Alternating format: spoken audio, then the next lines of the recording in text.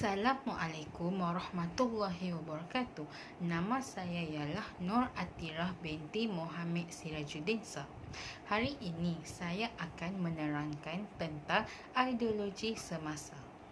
Ideologi merupakan sistem kepercayaan yang menjadi asas kepada tingkah laku seseorang. Pada lazimnya, ia merujuk kepada set kepercayaan yang menggerakkan suatu pergerakan politik dan sosial. Bermacam-macam jenis ideologi yang telah kita dengari. Mari saya kongsikan 5 ideologi yang saya pelajari. Pertama sekali, sosialisme. Kedua, kapitalisme. Ketiga, multikulturalisme. Keempat, feminisme. Dan yang terakhir, Islamisme. Hari ini saya akan menerangkan dengan lebih lanjut tentang kapitalisme. Kapitalisme adalah ideologi yang meyakini bahawa modal milik perseorangan ataupun sekelompok orang dalam masyarakat mewujudkan kesejahteraan manusia. Dalam penerapannya dalam sistem ekonomi, setiap warga negara dimungkinkan untuk menguasai modal dan bisnes dengan tujuan untuk mendapatkan keuntungan. Terdapat beberapa ciri-ciri ideologi kapitalisme yang kita dengari. Antaranya adalah penjaminan atas hak milik perseorangan. Setiap individu berhak untuk menimbun kekayaan peribadi sebesar-besarnya tanpa mengendahkan posisi orang lain yang tidak memiliki kemampuan untuk melakukan hal yang sama. Seterusnya, persaingan bebas.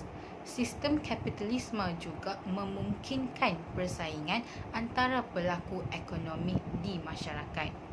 Persaingan ini terjadi antara penjual yang dapat memberikan kualiti kepada pembeli. Sebaliknya, beberapa pembeli juga dapat saling bersaing untuk memberikan harga yang terbaik. Kelebihan sistem kapitalisme juga dianggap cenderung untuk lebih efektif dan efisien dalam memanfaatkan sumber daya yang tersedia dan distribusi barang. Masyarakat yang cenderung akan menjadi lebih kreatif kerana tingkat persaingan yang tinggi. Inovasi yang lebih baik diperlukan untuk mendapatkan keuntungan yang besar pada setiap hari.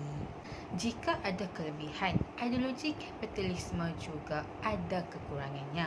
Antara kekurangannya adalah sistem kapitalisme ini cenderung membuat perekonomian suatu negara hanya berorientasikan pada wang sahaja.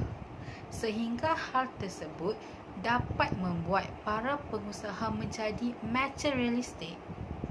Persaingan pada sistem kapitalisme sangat tinggi, membuatkan perusahaan besar hanya berorientasikan pada keuntungan sahaja.